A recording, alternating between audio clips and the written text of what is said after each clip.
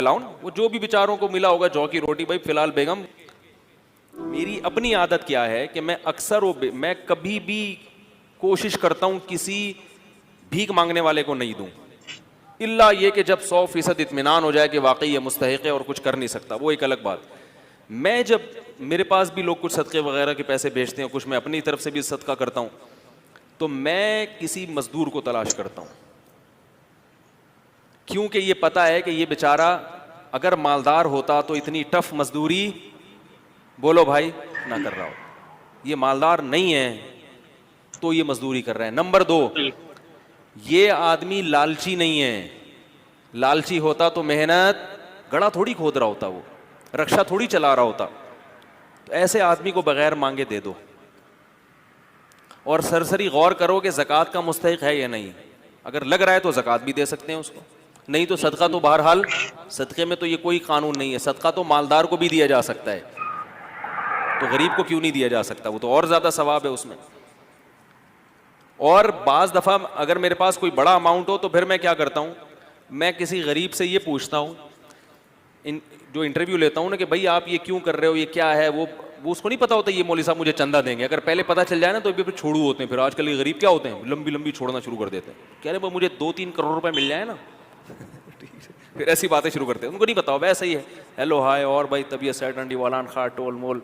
अगर पठान है तो थोड़ा सा पश्तो तुम्हारी, पंजाबी है तो थोड़ा सा उसमें और भाई पहाड़ की हाल है तो ठीक ठाक हो, इस तरह की थोड़ी सी गल्ला शल्ला करके तो थोड़ा सा उसको मानूस किया। उसके बाद उससे रिपोर्ट तलब की, और भाई क्या कर रहे हो, घर भर कैसा चल रहा है। तो जो इज्जतदार आदमी होता है वो पहली दफ़ा में तो यही कहेगा अल्हम्दुलिल्लाह, अल्लाह का दिया बहुत कुछ है। अब ये नहीं कि हम भाग गए, इसका मतलब है बंदा सफ़ेद पोश, अल्लाह का शुक्र अदा कर रहे हैं। तो भाई अल्लाह का दिया माशाल्लाह बहुत कुछ है। बच्चे कितने आपके जी? 2-3 दर्जन बच्चे हैं माशाल्लाह। एक मिसाल दे रहा हूँ, वैसे होते नहीं किसी के। और कौन है घर में यार? वैसे ही पूछ रहा हूँ यार।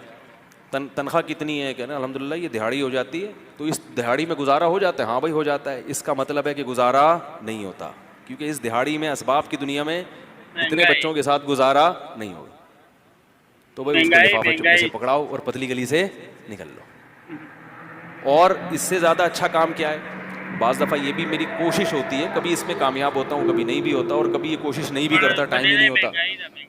लेकिन मैं इसलिए आपको बता रहा हूँ कि भाई ये काम करेंगे तो इंशाअल्लाह इंसानियत की खिदमत होगी, अपनी कौम की खिदमत होगी, और अपाहज ना बनाए लोगों को। फिर मैं उससे कहता हूँ कि यार ये आप इससे आसान काम क्यों नहीं कर लेते?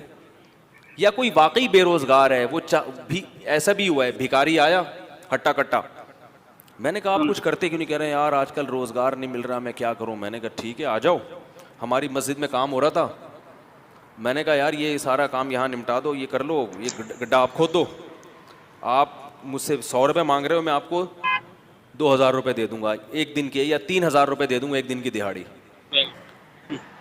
अब फौरन पतली गली से निकल लिया। भाई जब आप हट्टे कट्टे हो, आपकी बॉडी से लग रहा है कि आप कुदाल किसी के सर पे भी मार सकते हो, इतनी ताकत है, भाई क्या करना है? अपाहज आदमी अल्लाह को पसंद नहीं है, और अपाहज बनाने वाले लोग भी अल्लाह को पसंद नहीं है।